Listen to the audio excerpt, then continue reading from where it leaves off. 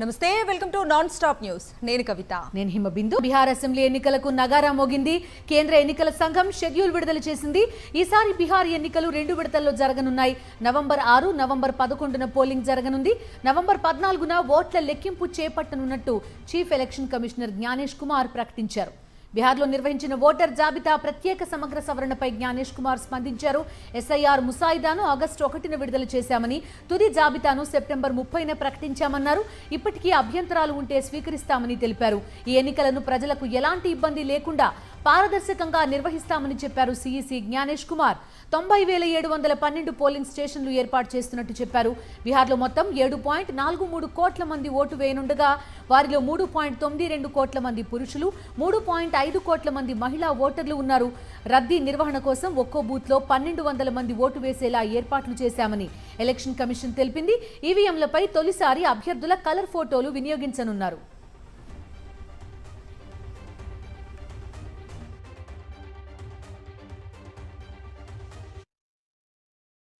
बिहार के चुनाव 2 फेजेस में होंगे।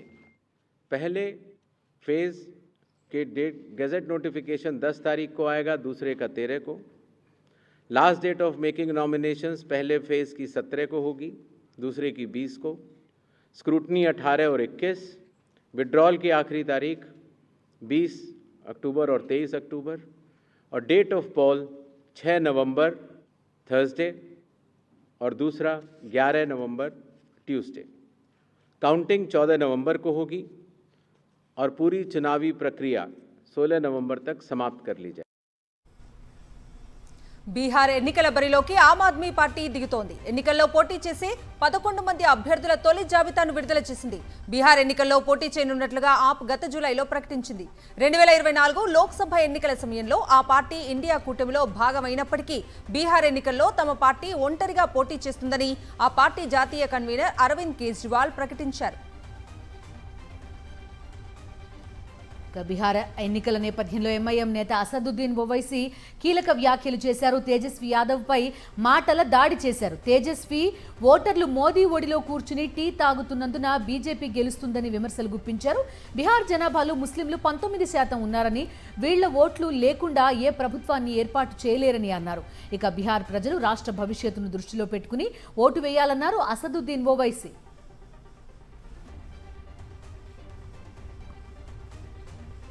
జూబ్లీహిల్స్ బై ఎలక్షన్ కు షెడ్యూల్ విడుదల చేసింది కేంద్ర ఎన్నికల సంఘం నవంబర్ 11న పోలింగ్ 14న కౌంటింగ్ నిర్వహించనున్నట్లు కేంద్ర ఎన్నికల సంఘం ప్రకటించింది సిట్టింగ్ ఎమ్మెల్యే మాగంటి గోపీనాథ్ మృతితో ఉప ఎన్నిక జరగనుంది ఎన్నికల షెడ్యూల్ ప్రకటనతో హైదరాబాద్లో ఎలక్షన్ కోడ్ అమల్లోకి వచ్చింది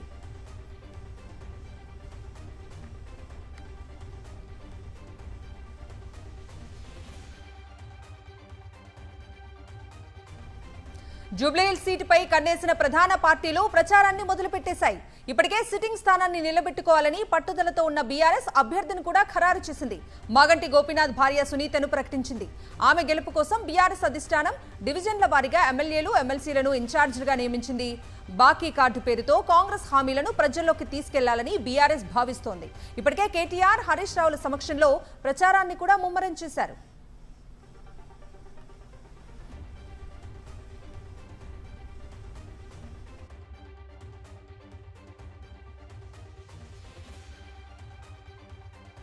ఇటు కాంగ్రెస్ కూడా అభ్యర్థి ఎంపికపై కసరత్తు చేస్తోంది జూబ్లీహిల్స్ రేసులో నవీన్ కుమార్ యాదవ్ అంజన్ కుమార్ యాదవ్ అజారుద్దీన్ ఉన్నట్లు తెలుస్తోంది వీళ్ల పేర్లను ఏఐసీసీకి పంపించింది రాష్ట్ర నాయకత్వం ముగ్గురు మంత్రులను జూబ్లీహిల్స్ ఉప ఎన్నిక ఇన్ఛార్జీలుగా నియమించింది త్వరలోనే అభ్యర్థిని ఖరారు చేసే అవకాశం కూడా కనిపిస్తోంది ఇప్పటికే పలుమార్లు సమీక్ష నిర్వహించిన రేవంత్ రెడ్డి సికింద్రాబాద్ కంటోన్మెంట్ మాదిరిగా జూబ్లీహిల్స్ లోనూ కాంగ్రెస్ ఖాతాలో వేయాలని ప్లాన్ చేస్తున్నారు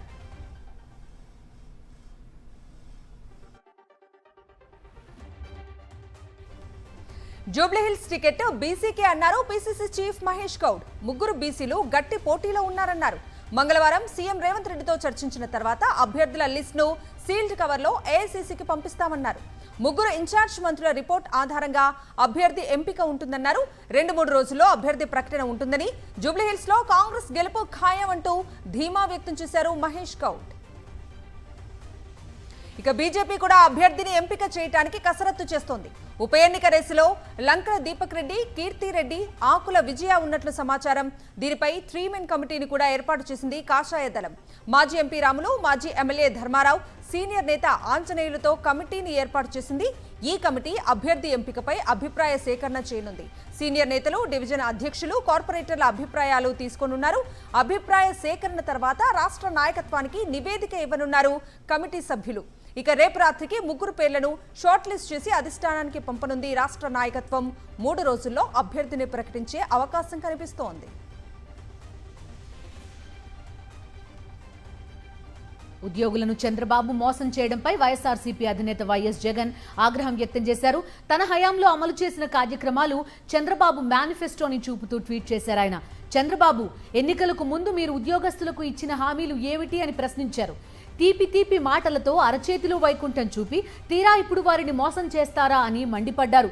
ఇందుకేనా మీరు అధికారంలోకి వచ్చిందని ప్రశ్నించారు ఆయన.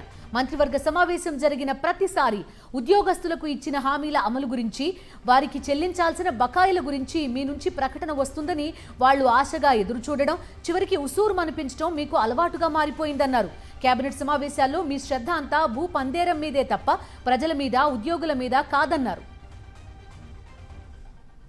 అప్పుడైనా ఇప్పుడైనా ఎప్పుడైనా ప్రజల మీద, ఉద్యోగుల మీద మీకున్నది కపట ప్రేమ అని మండిపడ్డారు వైఎస్ జగన్. ఉద్యోగులకు మీరు పెట్టే బాధలు భరించలేక ఇప్పుడు వారంతా రోడ్డు మీదకు వస్తున్నారని గుర్తు చేశారు. చంద్రబాబు, మీరు అధికారంలోకి వచ్చి దాదాపు 2 ఏళ్లు అవుతోంది. ఉద్యోగులకు మీరిచ్చిన హామీలు ఏమిటో ఒక్కసారి మీ మేనిఫెస్టో చూడండి అన్నారు వైఎస్ జగన్. అధికారంలోకి వచ్చిన వెంటనే అయ్యారన్నారు. మరి ఇచ్చారా? మెరుగైన పీఆర్సీ అంటూ ఊదరగొట్టారు. మరి పీఆర్సీ సంగతి ఏమైందని ప్రశ్నించారు. మేము అధికారంలోకి వచ్చిన వారం రోజుల్లోనే ఉద్యోగులకు ఐఆర్ ప్రకటించామన్నారు వైఎస్ జగన్.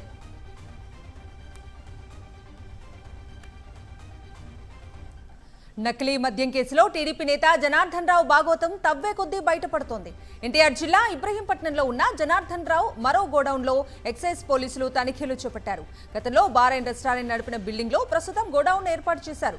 నకిలీ మద్యం తయారీ డెన్ను గుర్తించిన పోలీసులు ఈ గోడౌన్లోనే నకిలీ మద్యం తయారు చేస్తున్నట్లుగా గుర్తించారు. భారీ సంఖ్యలో 35 లీటర్ల టిన్నులను, మిషనరీని స్వాధీనం చేసుకున్నారు. టీడీపీ నేతల నకిలీ మద్యం తయారీపై మాజీ మంత్రి జోగి రమేష్ ఫైర్ అయ్యారు. కార్యకర్తలతో కలిసి నకిలీ మద్యం తయారీ డెన్ను పరిశీలించారు. నారావారి సారాతో రాష్ట్ర ప్రజల ప్రాణాలను చంద్రబాబు హరిస్తున్నాడని మండిపడ్డారు. సంపద సృష్టిస్తామంటే చంద్రబాబును నమ్మి జనం ఓట్లేశారని, కానీ అధికారంలోకి వచ్చాక నకిలీ మద్యం ద్వారా సంపదను సృష్టిస్తున్నారని విమర్శించారు. దొంగ ఫ్యాక్టరీలు, డిస్టిలరీలు పెట్టి కల్తీ మద్యం తయారు చేస్తున్నారని ఆగ్రహం వ్యక్తం చేశారు.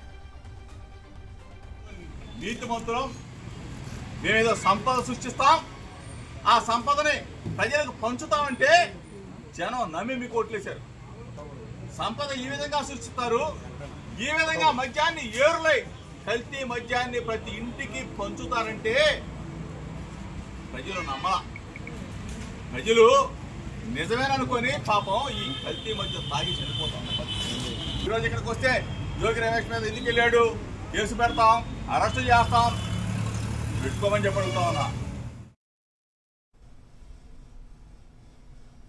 అంతకుముందు ఇబ్రహీంపట్నంలోనే భారీగా నకిలీ మద్యం బయటపడింది. నకిలీ మద్యాన్ని ఎక్సైజ్ పోలీసులు పట్టుకున్నారు. టీడీపీ నేత అద్దేపల్లి జనార్దన్ రావు గోడౌన్ గా గుర్తించారు. జనార్దన్ రావు సోదరుడు జగన్మోహన్ రావు, అనుచరుడు కట్టా రాజులను అదుపులోకి తీసుకున్నారు. జగన్మోహన్ రావు, కట్టా రాజు ఇచ్చిన సమాచారంతో గోడౌన్లో తనిఖీలు చేపట్టారు.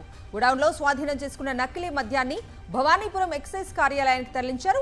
నకిలీ మద్యం బాటిళ్లకు లేబుల్ సీలింగ్ చేసే మిషన్లు, 35 లీటర్ల కెపాసిటీ కలిగిన 95 క్యాన్లను సీజ్ చేశారు ఎక్సైజ్ పోలీసులు.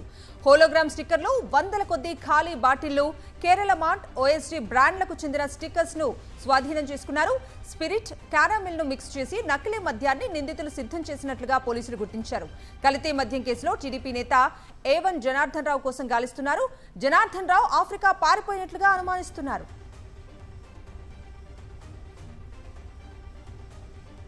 బ్రాండీ ఒక 15 బాక్సులు 720 బాటిల్స్, అలాగే క్లాసిక్ బ్లూ అనే లిక్కర్ 3 బాక్సుల్లో 144 బాటిల్స్, కేరళ మాల్ట్ 8 బాక్సుల్లో 384 బాటిల్స్, మంజీరా అనే బ్రాండ్ 24 బాటిల్స్ ఉండగా, అలాగే వితౌట్ లేబుల్స్, ఏ విధమైన మద్యం బ్రాండ్ లేబుల్ లేకుండా మనకి 136 పెట్టెల్లో 6528 లిక్కర్ బాటిల్స్ దొరికాయి, నిప్ బాటిల్స్. ఇవి టోటల్ 162 బాక్సుల్లో 7,800 బాటిల్స్ని మనం ఈరోజు సీజ్ చేయడం జరిగింది.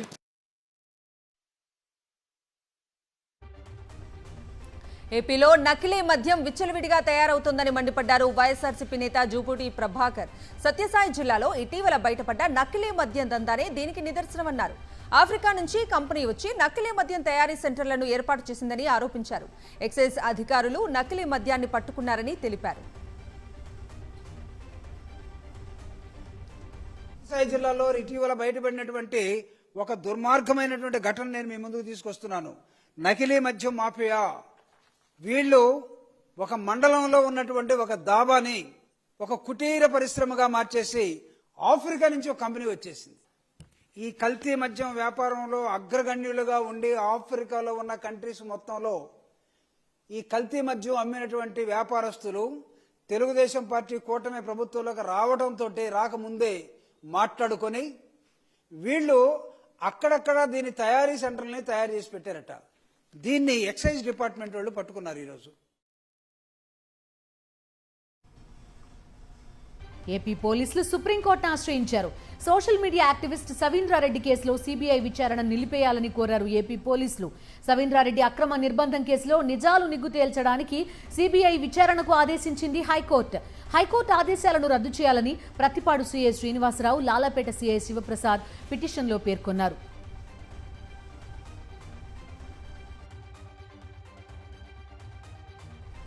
టీటీడీ చైర్మన్ బీఆర్ నాయుడు తీరు పట్ల తీవ్ర అభ్యంతరం వ్యక్తం చేశారు టీటీడీ మాజీ చైర్మన్ భూమన కరుణాకర్ రెడ్డి.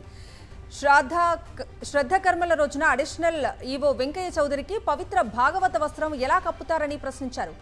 పరివట్టం కట్టి లడ్డు ఇచ్చి వేద ఆశీర్వచనం ఇవ్వటం సరికాదన్నారు. ఎప్పుడు ఎలా ఉండాలో, ఎవరికి ఏ వస్త్రం కప్పాలో కూడా బీఆర్ నాయుడుకు తెలియదన్నారు భూమన కరుణాకర్ రెడ్డి. శంకు చక్రాంకితమైన పవిత్ర భాగవత వస్త్రాన్ని ఆ శ్రాద్ధ కర్మల సమయాన అడిషనల్ ఈవో వెంకయ్య చౌదరి గారికి కప్పటం కాకుండా గురురాజస్వామి అక్కడ స్వామివారి లడ్డు ప్రసాదాలను పట్టుకుని పరివట్టం కట్టటం, అత్యంత పవిత్రమైన రంగనాయకుల మండపంలో ఏ వేదాశీర్వచనమైతే చేస్తారో ప్రత్యేకమైనటువంటి ఆ వేదాశీర్వచనాన్ని వెంకయ్య చౌదరి గారికి ఆశీర్వచనం పలకటం కూడా శ్రీవారి ఆలయ మర్యాదలను మంట కలపటమే.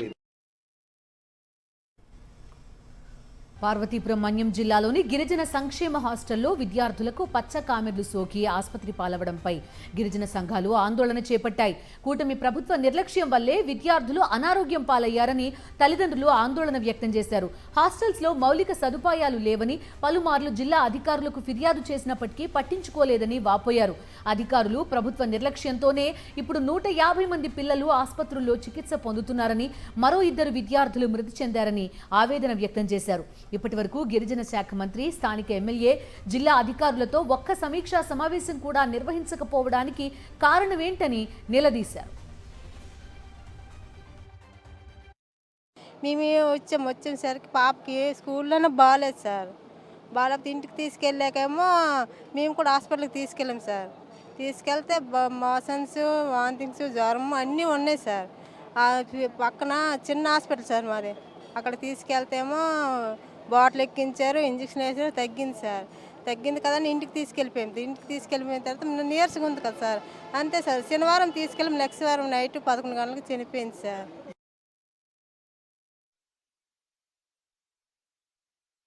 మన్యం జిల్లాలో మరణ మృదంగం మోగుతోందని, గిరిజన విద్యార్థులు అనారోగ్యంతో చనిపోతున్నారని ఆవేదన వ్యక్తం చేశారు వైఎస్ఆర్సీపీ ఎమ్మెల్యే తాటిపర్తి చంద్రశేఖర్. ఇవి ముమ్మాటికి ప్రభుత్వ హత్యలే అన్నారు. నారా లోకేష్ వల్లే విద్యా వ్యవస్థ మొత్తం సర్వనాశనమైపోయిందని మండిపడ్డారు. ఒక్క స్కూల్లో కూడా విద్యార్థులకు నాణ్యమైన చదువు, మంచినీరు అందడం లేదన్నారు ఎమ్మెల్యే చంద్రశేఖర్. మన్యం జిల్లాలో మరణ మృదంగాన్నే తలపించేటటువంటి పరిస్థితి కనపడతా ఉంది. ఏకంగా బిడ్డలే మరణపు కౌగిలిలోకి వెళ్ళిపోయి విగత జీవులుగా ఆ కుటుంబాలకు వెనక్కి చేరుతున్నటువంటి పరిస్థితి. ఇవి ఖచ్చితంగా ప్రభుత్వం యొక్క హత్యలే. అసమర్థ పరిపాలనని చంద్రబాబు నాయుడు గారు చేస్తున్నారు అనడానికి, విద్యాశాఖ మంత్రిగా నారా లోకేష్ గారు పనికి రాడు అని చెప్పటానికి ఈ యొక్క ఉదాంతం స్పష్టంగా మనకి చెప్పవచ్చు. 42% బీసీ రిజర్వేషన్లను సవాలు చేస్తూ దాఖలైన పిటిషన్ను సుప్రీంకోర్టు కొట్టేసింది. హైకోర్టులో విచారణ ఉండగా ఇక్కడికెందుకు వచ్చారని సుప్రీంకోర్టు ప్రశ్నించింది. విత్డ్రా చేసుకుంటామని పిటిషనర్ విజ్ఞప్తిని తిరస్కరిస్తూ పిటిషన్ కొట్టేసింది సుప్రీంకోర్టు. ఇప్పటికే దాఖలు అయిన పిటిషన్లపై బుధవారం హైకోర్టు విచారించనుంది.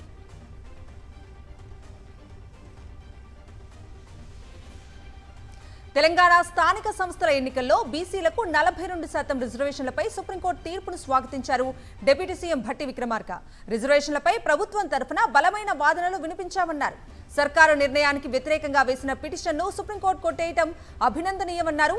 బీసీలకు 42% రిజర్వేషన్లకు కట్టుబడి ఉన్నామన్న భట్టి ఇందుకోసం జీవో కూడా విడుదల చేశామని చెప్పారు.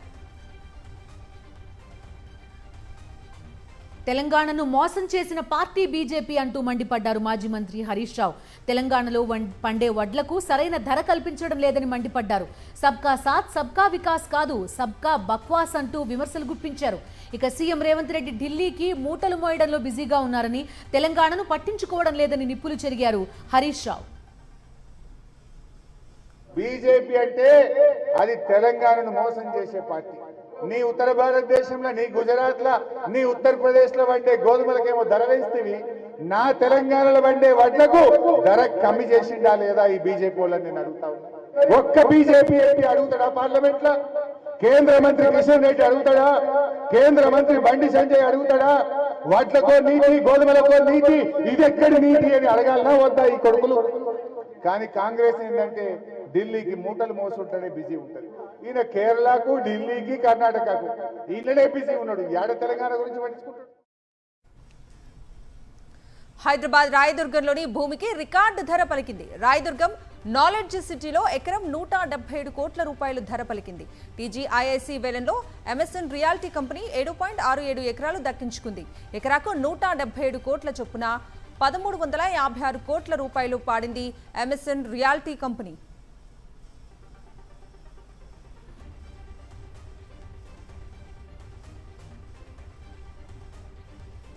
సుప్రీంకోర్టు ప్రధాన న్యాయమూర్తి జస్టిస్ బిఆర్ గవాయ్పై దాడిని ఖండిస్తున్నట్టు మాజీ మంత్రి శైలజనాథ్ తెలిపారు. 75 ఏళ్ల తర్వాత కూడా కులం పేరుతో దాడులు జరగడం బాధాకరమన్నారు. జస్టిస్ గవాయ్పై దాడి దేశ ప్రజలపై దాడి అన్నారు ఆయన. జస్టిస్ గవాయ్ పైన ఈ రోజున ఒక క్యాస్ట్ చావనిస్ట్ అహంకారంతో, లేకపోతే తట్టుకోలేనితనంతో సనాతన ధర్మ పేరు మీద చెప్పుతో దాడి చేసే ప్రయత్నం చేశాడే, ఆ ప్రయత్నాన్ని ఖండిస్తా ఉన్నాం. 75 సంవత్సరాల తర్వాత కూడా ఇటువంటి దుర్మార్గమైన సంఘటనలు మన ముందు జరుగుతూ ఉంటే భారతదేశం యావత్తు సిగ్గుతో తల వంచుకోవాల్సిన పరిస్థితి వచ్చిందని బాధపడతా ఉన్నాం. హైదరాబాద్ అశోక్ నగర్ చౌరస్తా వద్ద గ్రూప్ 1 నిరుద్యోగులు నిరసన వ్యక్తం చేశారు. టీజీపీఎస్సీ రిలీజ్ చేసిన గ్రూప్ 1 నియామకంలో అవకతవకలు ఉన్నాయని ఆరోపించారు. మొదటి నుంచి చెబుతున్నా ప్రభుత్వం పట్టించుకోలేదని నిరుద్యోగులు ఫైర్ అయ్యారు. గ్రూప్ 1లో జీవో నెంబర్ 29 వల్ల ఎస్సీ ఎస్టీ నిరుద్యోగులకు అన్యాయం జరుగుతోందని తెలిపారు. నకిలీ ఈడబ్ల్యూఎస్ సర్టిఫికెట్లు పెట్టి ఉద్యోగాలు పొందారని ఆవేదన వ్యక్తం చేశారు. ఎవరి మేళ్ల కోసం అర్ధరాత్రి గ్రూప్ 1 ఫలితాలు విడుదల చేశారని ప్రశ్నించారు. విశాఖ భీమిలిలో గూగుల్ సెంటర్ ఏర్పాటుపై దళిత రైతులు ఆగ్రహం వ్యక్తం చేశారు. తర్లువాడ గ్రామంలో ప్రజాభిప్రాయ సేకరణకు వచ్చిన అధికారులతో వాగ్వాదానికి దిగారు. 60 ఏళ్ల క్రితం అప్పటి ప్రభుత్వం తమకు భూములు కేటాయించిందని, అవే తమకు జీవనాధారమని చెప్తున్నారు గ్రామస్తులు. ఎట్టి పరిస్థితుల్లోనూ భూములు ఇచ్చేది లేదని తేల్చి చెప్పడంతో అధికారులు వెనుదిరిగారు. Cine hero Vijay Devarakonda car accident కు గురైంది. విజయ్ దేవరకొండ పుట్టపర్తి నుంచి హైదరాబాద్ కు వస్తున్న సమయంలో జోగులాంబ గద్వాల జిల్లా ఉండవల్లి 44వ జాతీయ రహదారిపై ప్రమాదానికి గురైంది. ముందు వెళ్తున్న వాహనం సడన్ బ్రేక్ వేయడంతో బొలెరో వాహనాన్ని విజయ్ దేవరకొండ వాహనం ఢీకొట్టింది. ప్రమాదం నుంచి Vijay Deverakonda, manager Ravikanth Yadav, car driver సురక్షితంగా బయటపడ్డారు.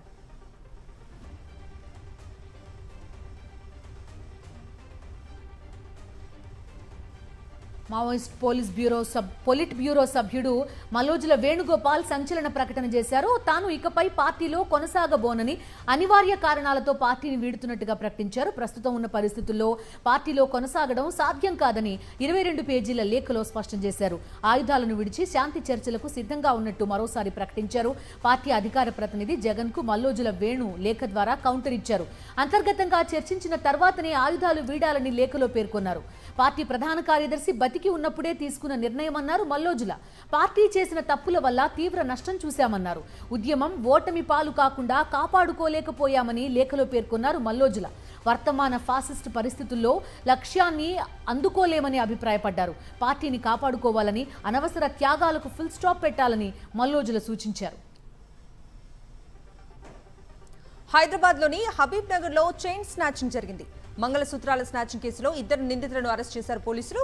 సీతారాంబాగ్లో మహిళ ఇంట్లోకి ప్రవేశించి బంగారు మంగళసూత్రాలు లాక్కెళ్లారు మహమ్మద్ సద్దాం, శివ. ఘటనపై పోలీసులు దర్యాప్తు చేసి నిందితులను అరెస్ట్ చేశారు. 2.6 తులాల మంగళసూత్రం, 34,000 నగదును స్వాధీనం చేసుకున్నారు. మహమ్మద్ సద్దాం, శివ పలు దొంగతనం కేసులో నిందితులుగా ఉన్నట్లు పోలీసులు గుర్తించారు. మహమ్మద్ సద్దాంపై 30 కేసులు ఉన్నట్లు తెలిపారు పోలీసులు.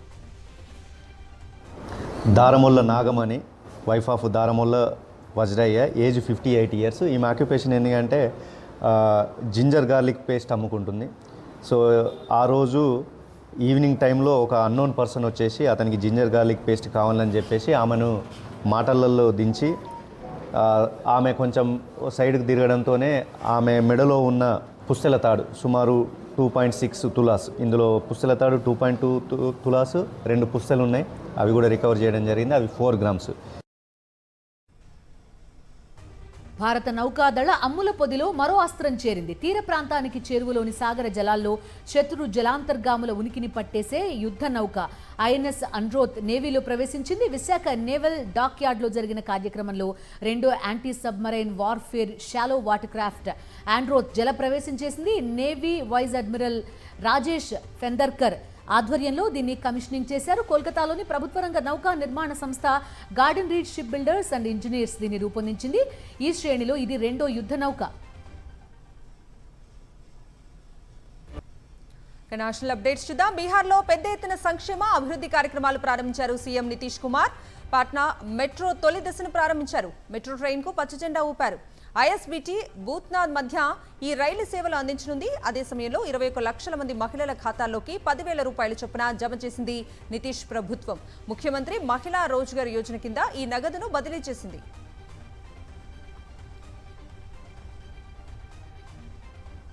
పశ్చిమ బెంగాల్లో బీజేపీ ఎంపీ ఎమ్మెల్యేలపై దాడి తీవ్ర కలకలం రేపింది.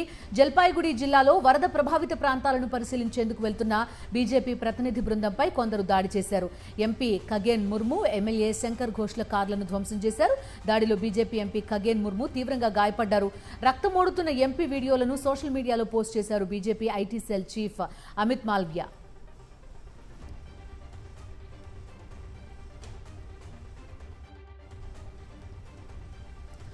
దేశ అత్యున్నత న్యాయస్థానం సుప్రీంకోర్టులో షాకింగ్ ఘటన జరిగింది. భారత ప్రధాన న్యాయమూర్తి జస్టిస్ బిఆర్ గవాయ్పై దాడికి యత్నించాడో లాయర్. షూ విసిరేసేందుకు విఫల యత్నం చేశాడు. సిజిఐ కోర్టు రూమ్లో ఈ ఘటన చోటు చేసుకుంది. ఈ ఊహించని పరిణామంతో అక్కడున్న వారంతా ఒక్కసారిగా షాక్కి గురయ్యారు. ఓ కేసు విచారణ సమయంలో డయాస్ వద్దకు వెళ్లిన ఒక న్యాయవాది తన షూ తీసి సిజిఐ మీదకు విసిరేందుకు ప్రయత్నించాడు. బయటకు వెళ్తూ సనాతన ధర్మాన్ని కించపరిస్తే సహించలేనంటూ నినాదాలు చేసినట్లుగా సమాచారం.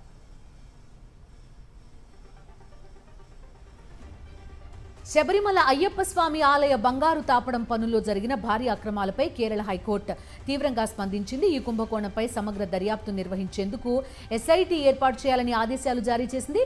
ఆలయ ద్వారపాలకుల విగ్రహాలు బంగారు తాపడంలో బంగారం బరువు తగ్గడం, ఆభరణాల నిర్వహణలో జరిగిన అక్రమాలపై కోర్టు ఆగ్రహం వ్యక్తం చేసింది.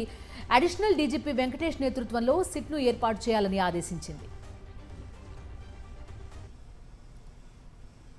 ప్రపంచంలోనే అత్యంత ప్రతిష్టాత్మక పురస్కారంగా పరిగణించే నోబెల్ బహుమతుల ప్రదానోత్సవం ప్రారంభమైంది. వైద్య శాస్త్రంలో చేసిన విశేష కృషికి గాను 3 శాస్త్రవేత్తలకు ఈ ఏడాది నోబెల్ వరించింది. ప్రముఖ శాస్త్రవేత్తలు మేరీ ఈబ్రంకో, ఫ్రెడ్ రామ్స్డెల్, షిమన్ సకాజుకి ఫిజియాలజీలో నోబెల్ దక్కించుకున్నారు. రోగ నిరోధక శక్తికి సంబంధించిన పరిశోధనకు గాను వారిని ఈ అవార్డుకు ఎంపిక చేసినట్లు రాయల్ స్వీడిష్ అకాడమీ ప్రకటించింది. స్టాక్హోమ్లో జరిగిన కార్యక్రమంలో నోబెల్ కమిటీ ఈ సంవత్సరపు ఫిజియాలజీ, మెడిసిన్ బహుమతి గ్రహీతలను ప్రకటించింది. ఇమ్యూన్ సిస్టంలో కీలకమైన పెరిఫెరల్ ఇమ్యూన్ టాలరెన్స్ పై ఆధారపడి ఉన్న ఆవిష్కరణలకు గాను 3 శాస్త్రవేత్తలకు నోబెల్ బహుమతి దక్కింది.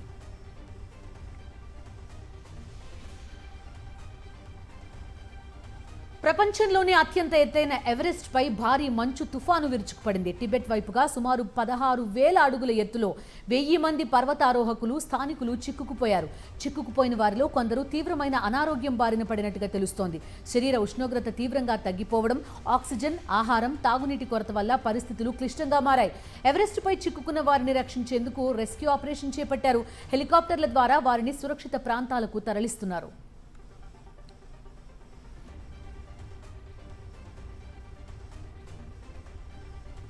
ఫ్రాన్స్లో రాజకీయ సంక్షోభం ముదురుతోంది. ప్రధానమంత్రుల రాజీనామాలు కొనసాగుతున్నాయి. కొత్త ప్రధాని సెబాస్టియన్ లెకోన్ను తన పదవికి రాజీనామా చేశారు. సెప్టెంబర్ 9న పదవిని చేపట్టిన ఆయన నెలలోపే రాజీనామా చేయడం చర్చనీయాంశంగా మారింది. సెబాస్టియన్ ఆదివారం కొత్త కేబినెట్ను ఏర్పాటు చేయగా కూర్పుపై రాజకీయంగా విమర్శలు వచ్చాయి. దీంతో నియామకాలు జరిగిన కొన్ని గంటల్లోనే ఆయన రాజీనామా చేశారు.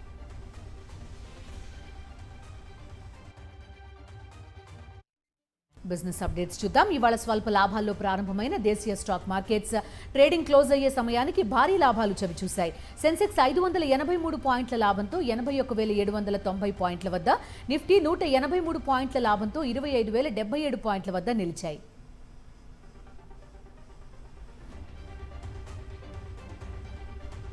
బంగారం ధరలు దూసుకెళ్తున్నాయి. రోజుకో కొత్త రికార్డ్ సృష్టిస్తూ అందనంత ఎత్తుకు చేరుకుంటోంది బంగారం.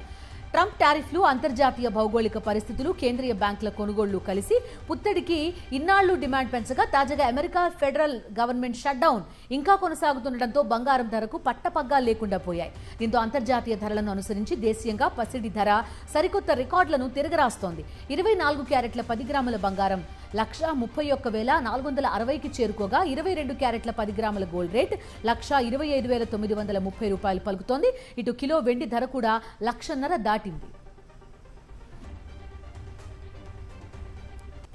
Coming to sports updates. Women's one day world cup లో భాగంగా భారత్ లో జరిగిన కీలక మ్యాచ్ లో అసహనం ప్రదర్శించిన పాకిస్తాన్ బ్యాటర్ సిద్రా అమీన్ పై ఐసీసీ చర్యలు తీసుకుంది. ఐసీసీ ప్రవర్తనా నియమావళిని ఉల్లంఘించినందుకు ఆమెను మందలించడంతో పాటుగా క్రమశిక్షణ రికార్డుకు ఒక డిమెరిట్ పాయింట్ ను జోడించింది. ఇవి నాన్ స్టాప్ న్యూస్ అప్డేట్స్.